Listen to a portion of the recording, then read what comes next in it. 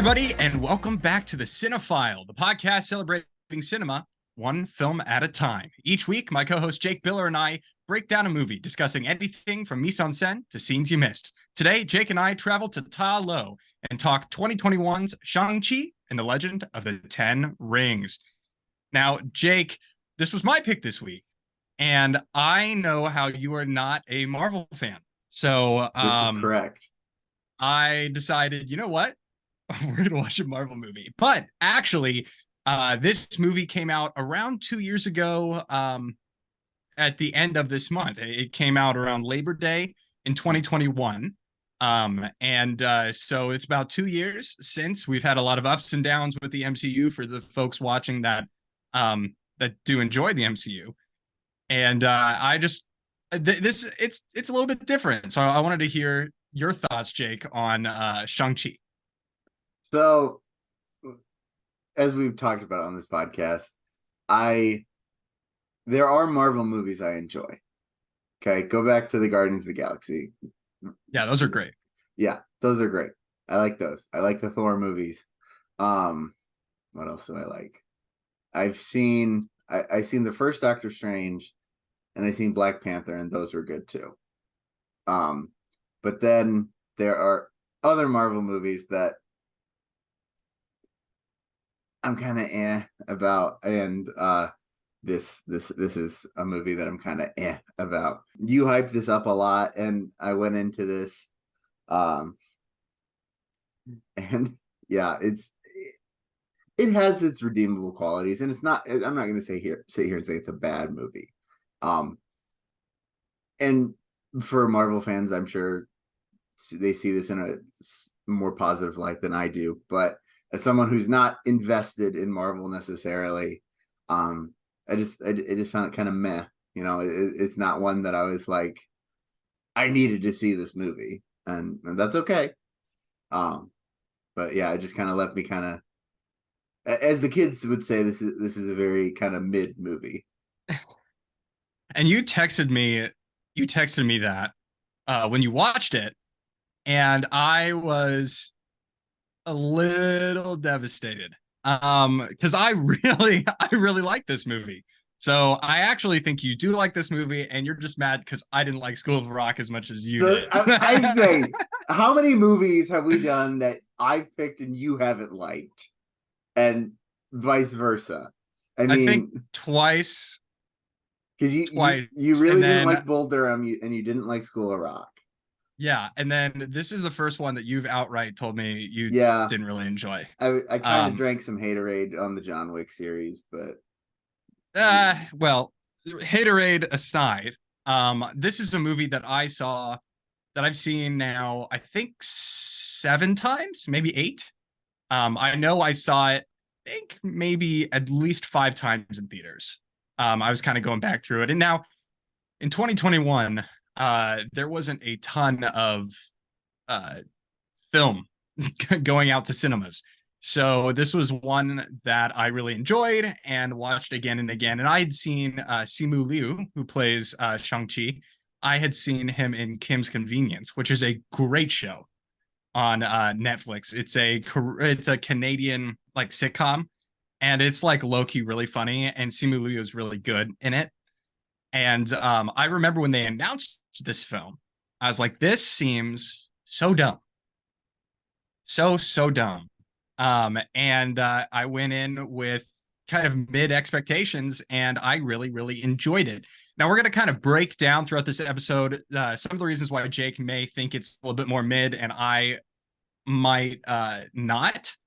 Because I know you had some stuff you wanted to talk about with the cinematography, but I think for pure MCU, when we're talking about the MCU, this for me is one of their better films. It's not perfect by any stretch, but it is wildly entertaining. But I also can see why people don't like it. I don't know. I just really like Simu Liu. And Awkwafina is fried, and Tony Leung is spectacular in this. and we get the return of Ben Kingsley, which I know you were like, why is he in this? And That it's like, man like just straight up stole money because like like with his name recognition he got paid a decent amount and he had no purpose. He had zero he purpose. he had purpose if you watched Iron Man 3. Well, I haven't watched Iron Man 3. Yeah, which is And to circle, okay, and this is my other beef with Marvel, is that you have to see everything for things to make sense. And I'm like, okay, obviously, like I enjoy movies and I watch movies a lot, if you can't tell by the bookshelf of DVDs over there. But why do I have to watch 25 movies to just understand like what amounts to a cameo? You know? so okay, and I understand what you're saying there. For me, it is. I think this movie can, on one level, stand alone as kind of an adventure because we Mm-hmm. we get like a like Oh, I agree. brass I under tacks. you Yeah. you understand the story from start to finish. Yes, Um, but you're absolutely right in that there are things that are lost on you if you haven't seen the other films, and that probably decreases the enjoyment. Like mm, I got a big kick of seeing Ben Kingsley back. And I like when he goes, oh, you can see him too. like some of the stuff, or when he said, he goes, Morris is 90% confident. He goes, 19% confident. Um, like that kind of stuff. I don't know. I really got a kick out of it. But the the thing that you kind of had texted me and I asked that you kind of go into today is about the cinematography. And when I watched it, I understand what you're saying. So I'd like to kind of jump into kind of some of our talking points by talking about the cinematography of this film, especially with the fight scenes yeah, and the way it was shot and what that means. yeah. Um, when I talk about cinematography, the thing that the detractor on this movie was the fight scenes. The rest of the movie is fine. Is it spectacular? No, I mean it didn't really jump out at me, but the fight scenes, the way they were shot, did bother me, and I kept going back to the John Wick movies because we talked Mm. about in those episodes how much we enjoyed the cinematography in the fight scenes and how that cinematography elevated the action sequence. And I felt like here it's the opposite. The cinematography to me diminished the action sequence, right? Um, there are moments where I think the fight gets lost in the camera movement or the edit, the combination of the two. Um, it seems like it seems like for people who have seen like really well done fight sequences, like in the John Wick movies, you can almost tell that they're trying to almost cover up like less than stellar fight sequences, if that makes sense. Like we have a lot of whip pans or a lot of like quick like zooms or rack focuses. I'm thinking of in the end fight, they keep they do this a couple times throughout the movie, but there's like the oh who has it? I wrote it down here. Da, da, da, da. Is it Aquafina that has the like knife on a rope thing? No, that That's is that Michelle uh Yeoh? sh- that no, that's not Michelle Yeoh either. That is That's the sister. Xi Jingling, yeah. The sister. Or the sister, yeah. Third time's a charm. Sorry. Um, it's been a couple days since I watched this movie. Um, the sister, because I remember now because we see it when they go In the to flashback. yeah Oh yeah. when they go and they have to fight. Where do they go? Is it? It felt like Hong Kong to me. Like, They go to Macau. is that a real place? Um it is I on a don't. farm. Hey, take a look at Macau. If Move if on if over there. If Mario was a farmer. Yeah. It's a Macau. Yahoo. No, Anyways, okay. it's not, it's like a Hong It felt Kong-esque. like Hong. It's supposed. It felt like it was supposed to remind me of Hong Kong. Anyways, but the sister, she has this like knife on a rope thing, and like we get these like really intense close-ups, but like it's not just like a straight up close-up, like we zoom in, like it's a quick rack focus to it, and it's just like, I don't know, it felt unnecessary to me. And it felt like it was trying to be gimmicky, to be like, oh, look at this cool thing, to try and like add a layer of intensity to the fight that I thought, if you were to just set up a camera on a tripod, or even just camera take a handheld camera and just like follow the action in like a medium to wide shot, would be lost, if that makes sense. Right. I completely understand what you're saying, because I think we need to think of camera movement as helping to elevate the story, especially in a fight sequence. Because I was watching it and it did remind me, I was thinking of John Wick, and there are a lot of like long takes in John Wick, which just Mhm. shows the craftsmanship. But if you think about it, some of these sequences, especially at the end, where Shang-Chi and Wenwu are fighting each other, or even when Michelle Yeoh is airbending, as Tanner C said. Tanner, you texted me that Tanner goes, "Oh, so we're airbending now." I um, laughed so hard. did Tanner like this movie, by the way? I think. He should. He needs to watch movies with me too.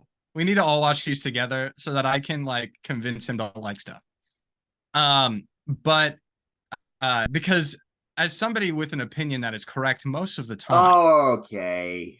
Anyway, Steven Spielberg's the GOAT. I'm just kidding. There are no correct I'm not kidding about that. opinions. That is true. But I am kidding about the me being always right. Anyway, um, these are otherworldly elements that are added to a typical fight sequence. And so I think sometimes the tendency can be to use camera movement and editing to try and elevate, or maybe um make these sequences seem uh otherworldly, Hmm. because it's not a John Wick with a gun, or in John Wick Chapter 4 when he has that shotgun that shoots out like fire. I forget what the rounds are called, but that's like so freaking elite. Anyway, and so I think when we're watching a John Wick movie, part of the entertainment value is we appreciate how hard they had to work to Hmm. do these sequences and to have them like one takes. But this movie kind of falls in the middle between that and something like Jason Bourne, which very quick cuts, lots of shaky cam. Um, and that kind of spearheaded that idea when it came to fight choreography and the cinematography.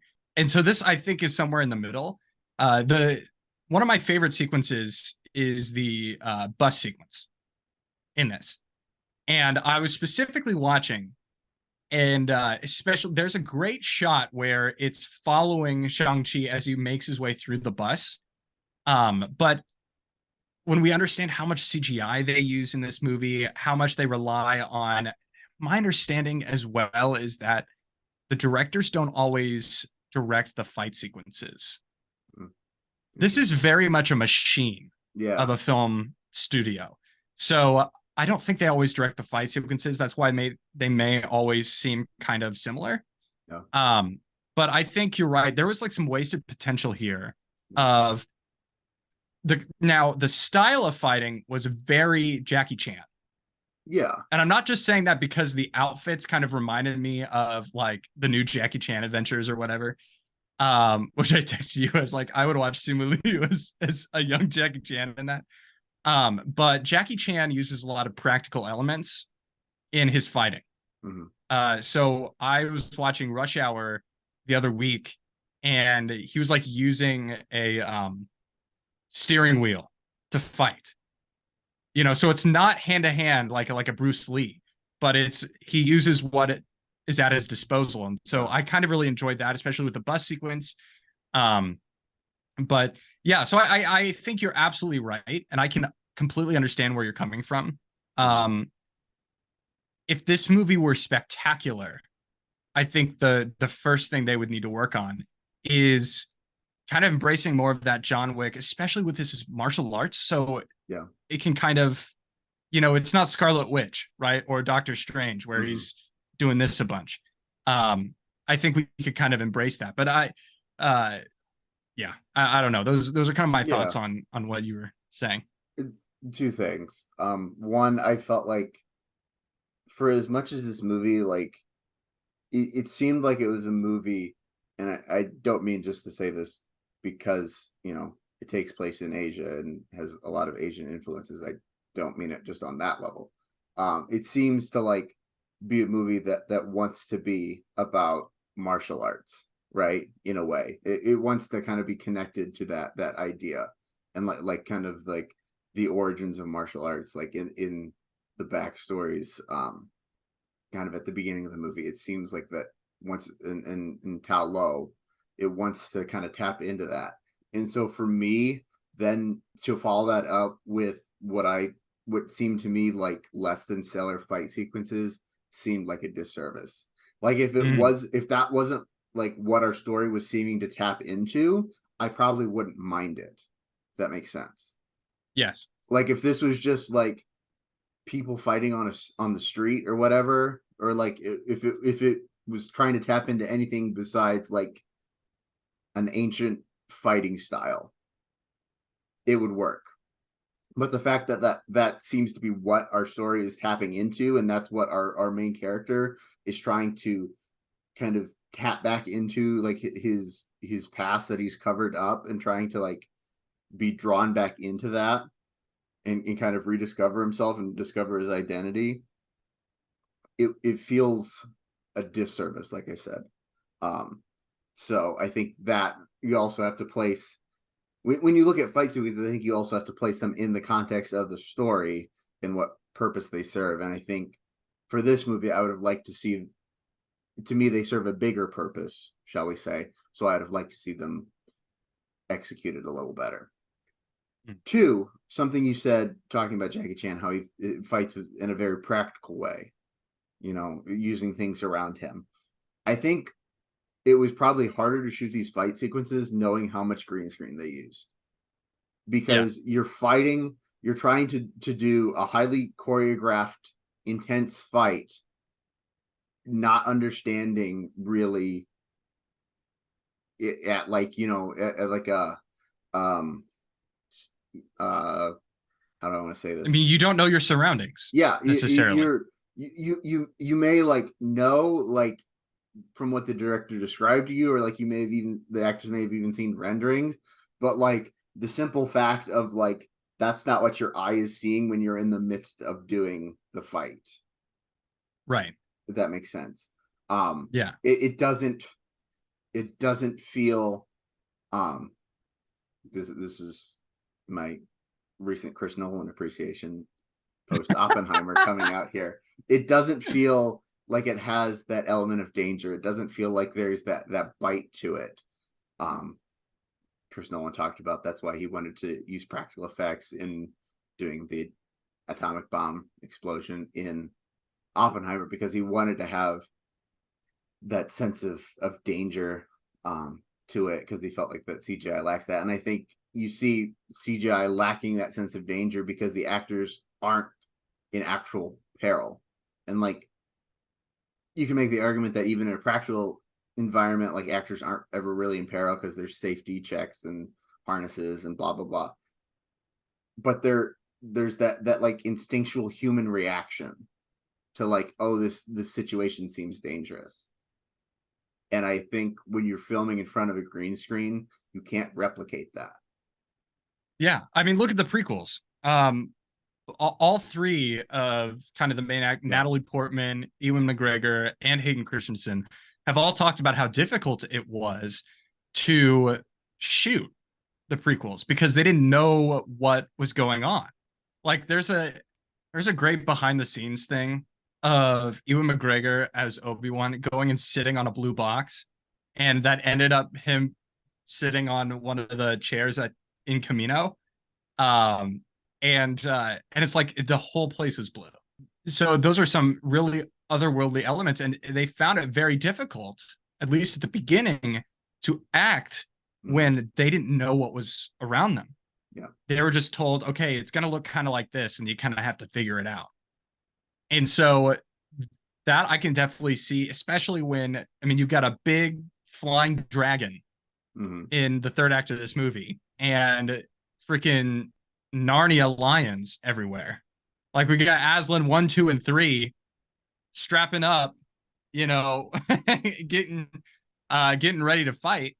And then weird looking horses, and what did he say? I'm pretty sure that bird is on fire.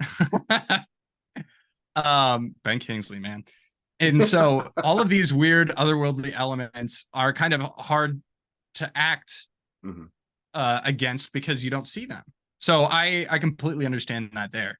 Kind of moving on, I did want to talk about the Ten Rings and Wenwu. Okay. First off, Tony Leung, so good in this. Oh, it's the best performance in the movie. Oh, hands, feet, legs, arms, just everything that should be in a vehicle on the floor. Yeah, like hands down, feet down, chest down, butt up because your front is down. What are we doing? Push-ups? Push yeah. Doing planks? Yeah, we're doing planks. Downward dog? Do a little yoga? Yeah. What's up, dog? Downward dog. That was so dumb. Smells like up dog in but here. And he's so captivating in every sequence that he's in. And honestly, his stuff, a lot of it is more practical. Right? The scenes that we have with him and Simu Liu are really more practical. And one, dude's got some crazy awesome fits. Yeah. Like, man's got a stylist. Like when you have a suit, like a double-breasted suit, and then somehow you've rolled up the sleeves to that suit, elite. We love practical buttons. He was so believable. I think he carries this movie. I would agree. Without that, his like villainous but like villain with a purpose portrayal, and like he excels in that role so very well. And what the other thing I really like is that they really flesh out his character in saying all the things that he's been called, right? Like he's essentially been like Genghis Khan, and all these different monikers from people in the past. They've actually all been him. They're, you know, these legends, and so you kind of get more of a history through a lens that we can understand as people that studied Genghis Khan and other great world leaders. Like I was gonna say like Napoleon, I guess, or Alexander the Great, but he wasn't called those. Yeah. And so we kind of can understand a little bit more the respect that he has garnered, especially from the Ten Rings organization that he's built, because of kind of his backstory. But I think that element is really, really interesting. And like I said, his performance is so good. I also think the Ten Rings organization is fascinating. Yeah. Like, it reminded me of the League of Shadows from Batman Begins in a lot of ways. And I really enjoyed that element of Chris Nolan's Dark Knight trilogy. And so I thought this succeeded in a similar way to me. Yeah. Now, imagine Tony Leung as Liam Neeson's character. I'd be down for it. Yeah. I'd be down for it. Yeah, so I thought that was really interested and grounded. I really like the chemistry between Awkwafina and Simu Liu. I think Awkwafina is so freaking funny. I liked her in this. I really liked her in this. I thought like she was able to add humor in like I get frustrated with Marvel movies sometimes because like they like try to like, it feels like forced humor a lot of times Mhm. to like try and like play off like the action, like it's like, oh, it's like an intense moment, like let's throw a joke in here. Um, but I felt like her humor came very natural to her character, and it felt natural to the situation, so I really enjoyed it. Yeah, yeah. I think it like some of the stuff with the Shaun and Shang. Because did you really or the there's a decent amount of comedy in this movie, and I Yeah. think it's stuff that's earned. Like I don't think it's necessarily out of place, Mhm. for the most part. Now Ben Kingsley's a little on the edge, but especially with the main characters, I feel like a lot of the comedy is earned comedy. And what I mean by that is that it's not like out of place, Yeah. like you said. It kind of makes sense with the characters in the situations they're in. A couple of fun kind of cameo notes. The one guy who is like filming the bus fight is an actual comedian, and he's also in, I believe he's in Spider-Man Homecoming. Oh, yeah. And he goes, like, he's at a bodega and he's like, "Oh, hey, Spider-Man." He's like, "Do a flip." And then Spider-Man does a flip. But he's also in this, and like he's So so annoying. random. He's Do you dumb. find him annoying? Oh, These he's guys, every so time I dumb. try and find a drive a bus, they stop me. I'm like, what? So he's a comedian. I know I said a couple of cameos. That was the only one I could really think of. So the one cameo that I think is interesting.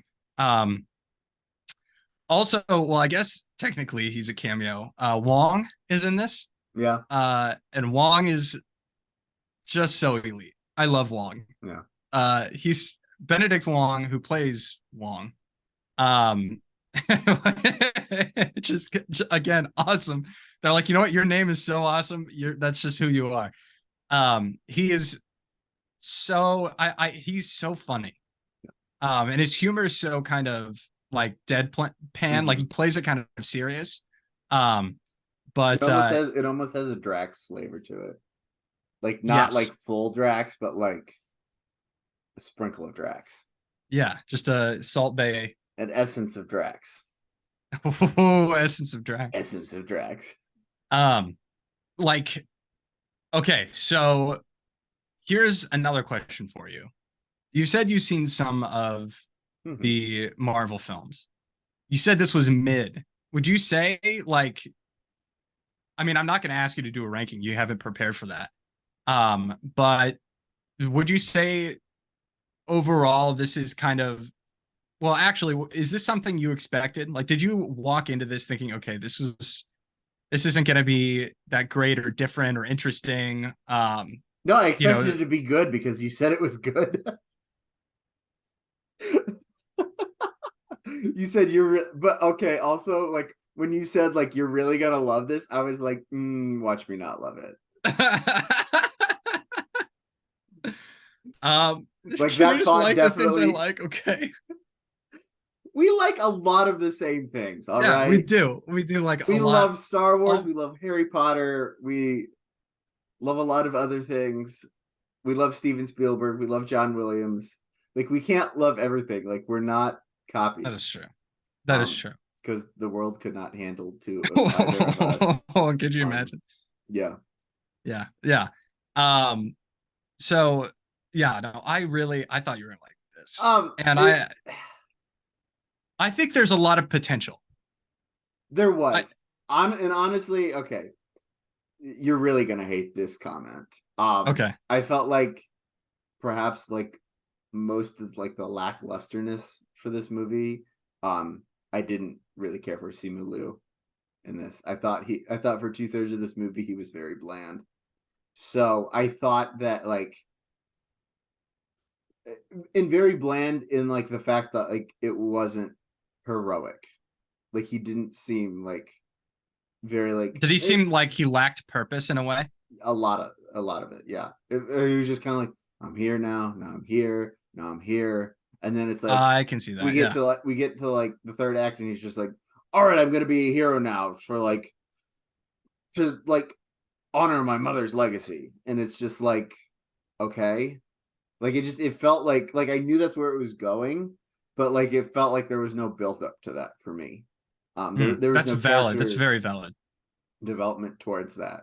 And so I think one, when you have a superhero movie and your hero to me wasn't that super, and two, it's also called Shang-Chi, The Legend of the Ten Rings, and if I'm not that thrilled with Shang-Chi's performance, like obviously that movie's going to struggle in my book.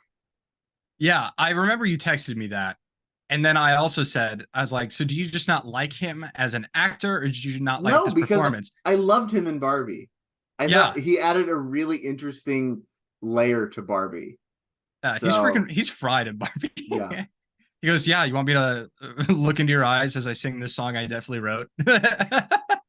um, yeah, I think I am the eternal optimist in pretty much everything except my love life. So more when movies it I comes like. to like, I see the potential, and I see the potential in a sequel. I think they could shore up. I think a lot of these things are pretty easy to shore up. Yeah, And so that honestly gives me excitement for another outing. Watching Shang-Chi, Shang-Chi 2 and the Legend of the 11 Rings. And then it's like him and Aquafina. And no. Um oh my gosh. but Turn it into a rom-com, you would just love that movie even more. I do love rom-coms. I do love rom-coms. There's a But reason we started with this with a rom-com when we did the reboot of this. that is true. That is true. And it's so interesting because, and I think the folks at home can understand this too. Sometimes you watch a movie and you're like, they gave it another shot. Yeah. And they like, if they listen to kind of some of the overall thoughts, honestly, if they listen to our thoughts on it and then made Watch the those podcast and changes, try again. yeah, and try it again, it could be really good. Yeah. It's like Obi-Wan, right? The first season of Obi-Wan is not great. Um, like at all. Like I love it for Ewan McGregor, and I love certain parts of it. But when I go back and watch the Obi-Wan show, I don't watch that. I watch the fan edited movie version that took the entire 6 episodes into a 2 hour movie, and it is significantly better, like in almost every regard. But I feel like if they were to do a season 2, they've got some good foundation there. And with the right kind of story and direction and keeping in mind the things that didn't work, it could be really good. And so I think this movie, for me, kind of suffers is not the right word, but is very similar in that now that we're talking about it, I can kind of see some of the flaws, right? Some of the cracks in the armor, but the armor has the potential of being really, really good if we weld it just a little bit. Mm-hmm. No, I And agree. so, I yeah, think like going like forward, like I would be I would this may shock you. I would be kind of intrigued to see like a sequel.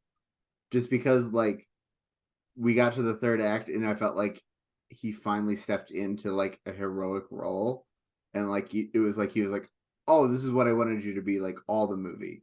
So like seeing another movie where he's like that's our starting point. mm-hmm. You know what I mean? I would be interested in that almost.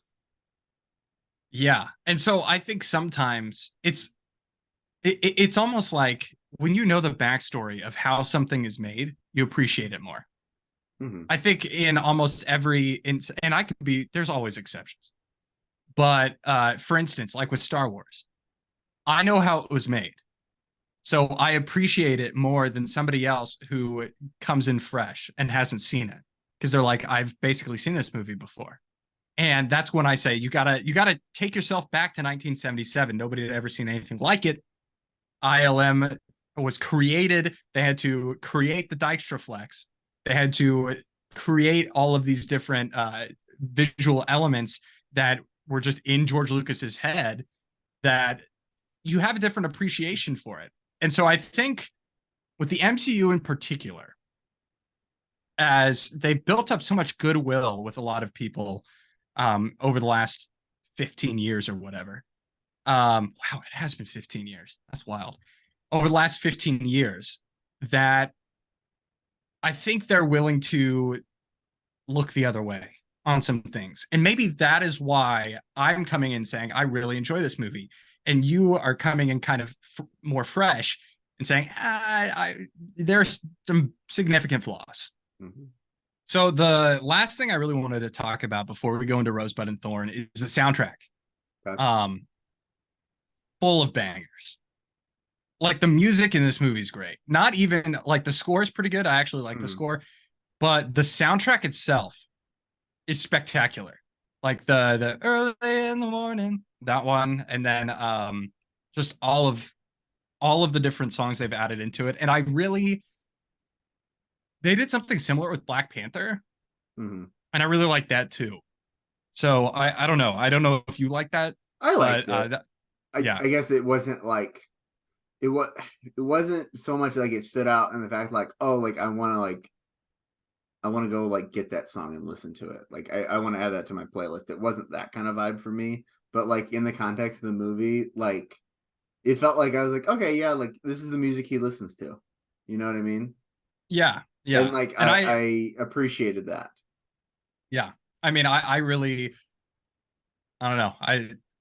I just thought they were bangers, so it was something I wanted to mention. Yeah. Anyway, If I before we jump into Rosebud and yeah, Thorn, I thought of this. I should have thrown it in. We were talking about like the like martial arts influences on this film. So there's a line when Shang-Chi is like fighting in what's the Hong Kong alias place? Macau. Macau, thank you. They Is tell me Macau not a real place? I don't think so. Didn't I we don't know. just Keep talk talking. I'm about gonna find that? that out. Um and they tell him like before he gets into the ring to fight to take his shirt off. And that is like I thought of it when I saw it and I'm like I went and researched it and it's true. It's like an homage to Bruce Lee and how like dude would like fight with his shirt off all the time in all his Yeah. movies. Thinking of, Enter the Dragon, et cetera, all his how many movies did Bruce Lee make? It was less than like 10, wasn't it? It wasn't Uh, it wasn't a big filmography. oh, you're But asking like another question. I gotta look up. Welcome to the Look It Up podcast. Hold on. dude made an impact on film.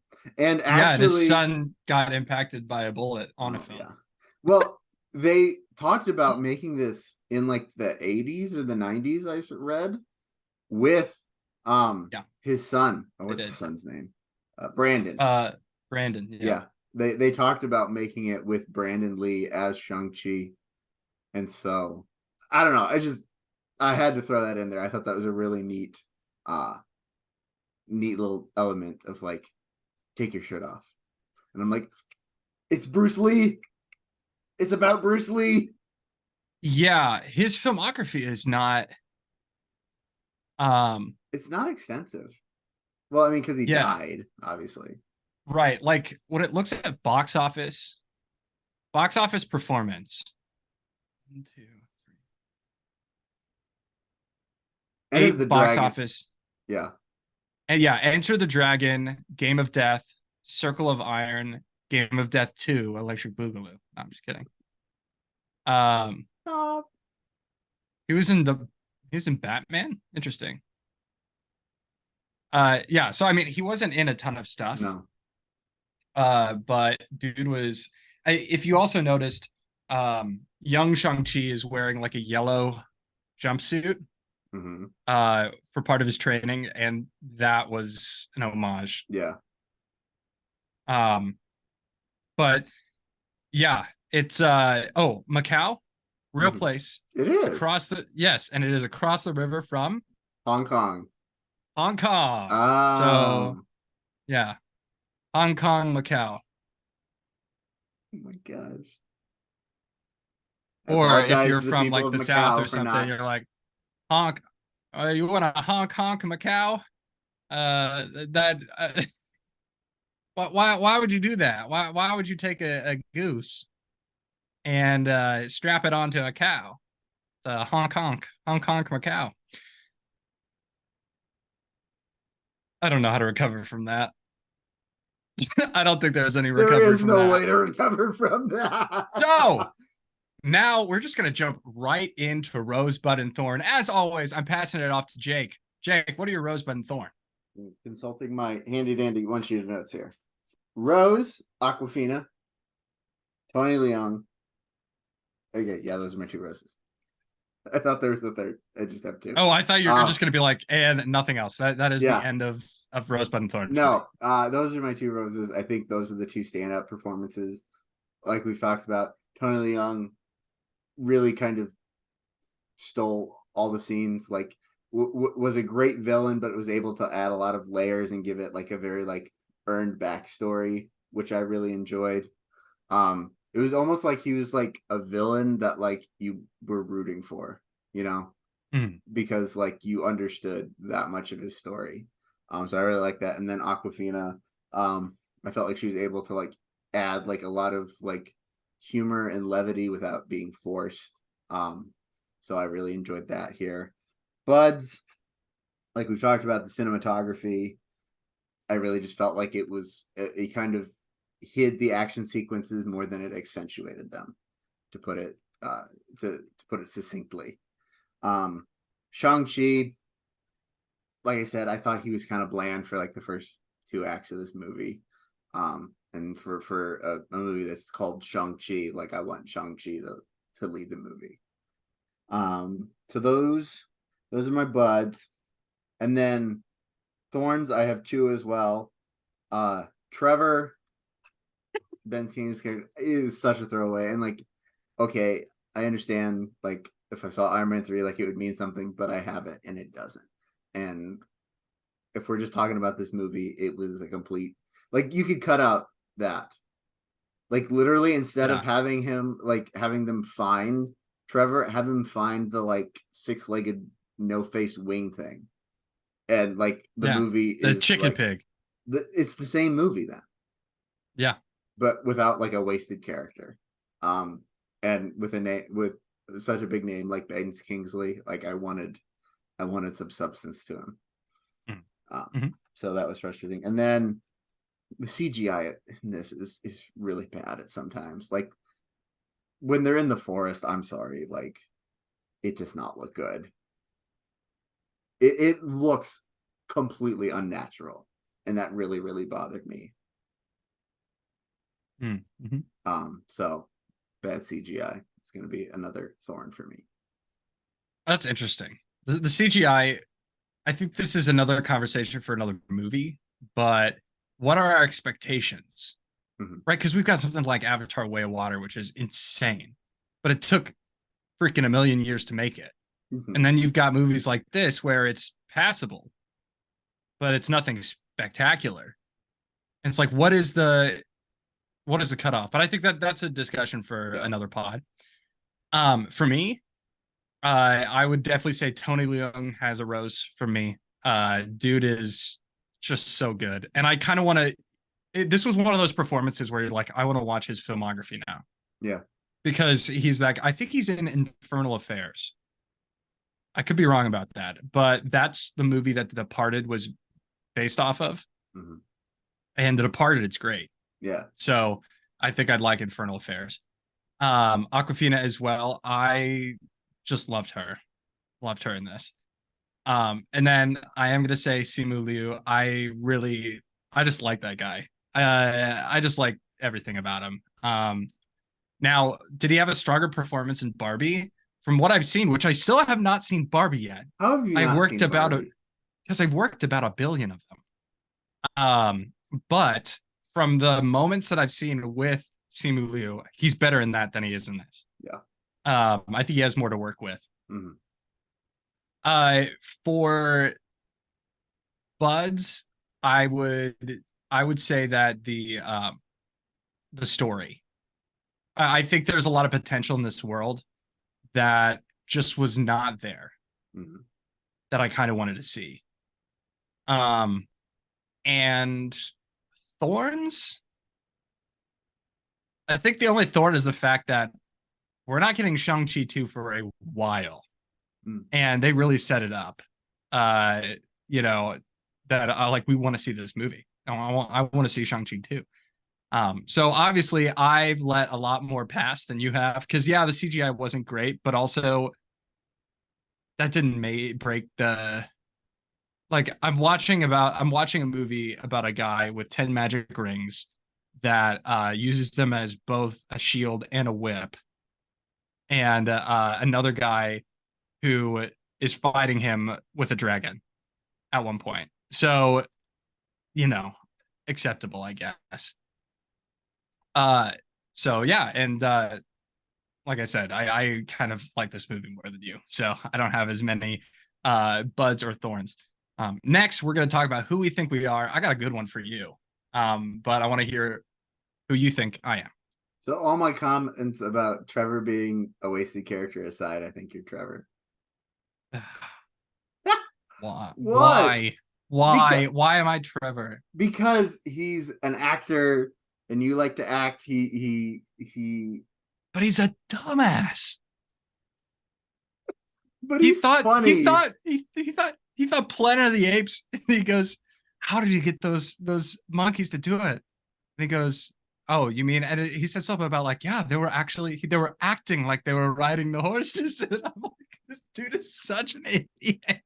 That was a good line. That was like a great like that was so stupid, but that was a great sequence right there. I don't know, like the humor, the fact I knew you'd appreciate the humor, even if he is dumb. Not saying you're dumb. I really did appreciate it. Every time I've just like I said, I've seen this at least 5 times. Honestly, like every time I get down to who you are, I'm like sometimes it's not necessarily like who you remind me of. It's like, oh, like I know Ben. This is Ben's kind of humor. Okay, yeah, I'm the same way. I'm the same way. If we ever do more John Wayne movies, you're always John Wayne. And we will continue to show that video of you saying that you're John Wayne. For me, you are very clearly Wong.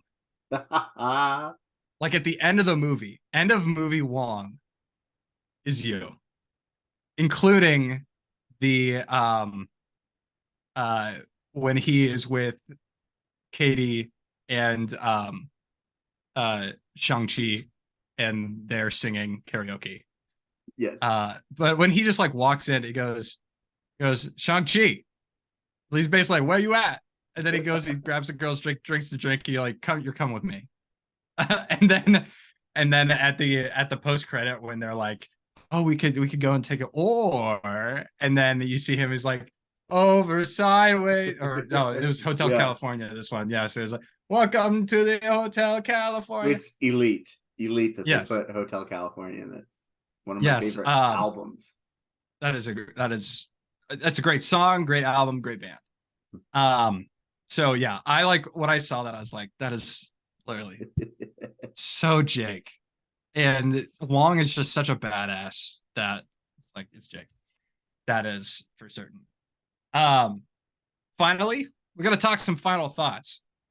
We talked a lot about this movie and what you think of this movie, but let's wrap it up with some final thoughts. Jake, what are your final thoughts? I will say talking about this has made me, shall we say, understand this a little more.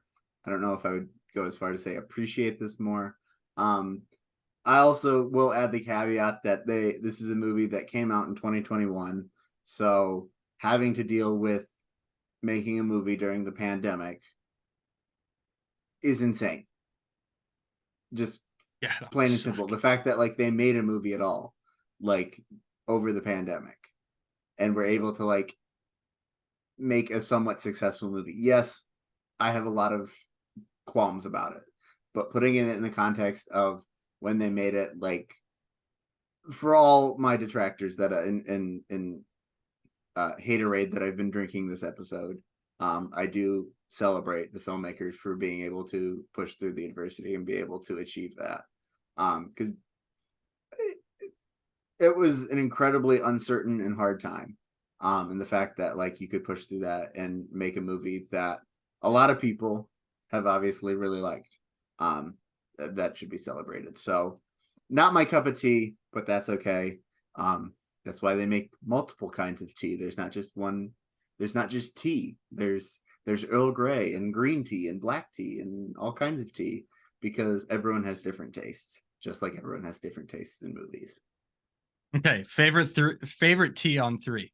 One, two, three. Earl Grey. Um, Okay. I Do we need to don't do this again? I don't know. Do you know how that works? You say one, two, I three. understand how it works. I Okay. don't like know if there's this like peach hibiscus tea I drink sometimes. I'm not a big tea drinker. I'm becoming more of a tea drinker. Okay. Like if like I have like a slow morning, or like if like I don't like get up and like go right away, like on my days off, like I'll just like make a cup of tea and like sit in A my cuppa. Make a cup cuppa. a cup of tea and sit in my rocking chair and read a book. And I know this makes me sound like I'm 87 years old, which internally I am. It does. But Very much anyways, so.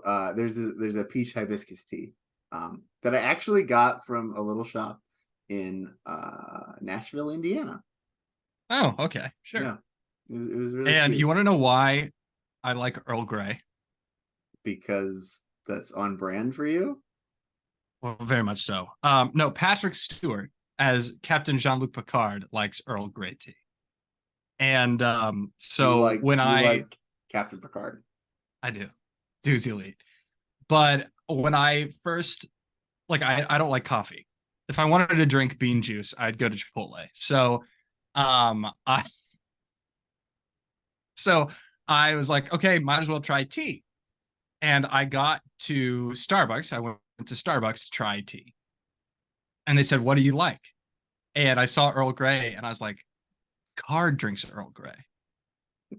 So I said, I'll have an Earl Grey. And I drank it. And I was like, you know what? This is great. English breakfast tea, not a huge fan of. For the absolute weirdos that put milk in tea. Like every English person ever. Yeah, like I said, the weirdos that put milk in, I can't. I can't with that. Okay, I'm laughing Um, because when there was just I have this mental image of you going to Starbucks and they're like, "Well, what do you like?" And like my when you said that, the first thought was like, "I like Star Trek." And just the barista being like, "What?" And be like, I mean Earl Grey." I'll just go Earl Grey, number one. Engage. Uh, Oh, and because it's Star Trek, I don't have to pay for it because it's a society where we don't pay. Anyway, my final thoughts. This is a really fun outing for the MCU. It's a little bit different. It's more self-contained. I think there's a lot of potential with the sequel, and I honestly think that's probably like talking this through. I think that's probably why I like this movie so much, is because I can see potential. Um, and I thought it was funny. I enjoyed the humor in it. I enjoyed the kind of Jackie Chan. I just like Jackie Chan, but I just enjoyed the Jackie Chan style of martial arts that we kind of saw here. There are definitely things. This is not a perfect movie. Things that need to be cleaned up for a sequel. But I would definitely be interested in seeing a sequel. And that may not happen, or may not happen for a while, depending, because the MCU's kind of going through a rough patch.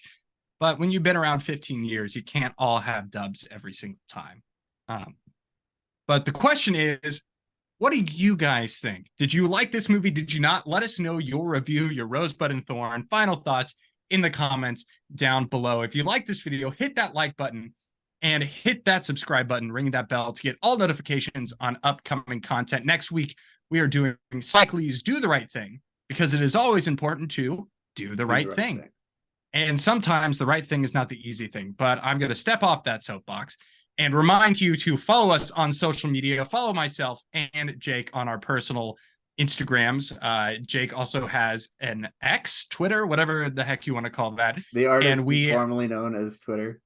yes, and we also have, as the Cinefile, both the artist formerly known as Twitter. We have a Threads, and an Instagram. So make sure to follow us all there. Once again, hit the like button, ring that bell with the subscribe button. Make sure you are ready for next week. Do the right thing. But until then, cut.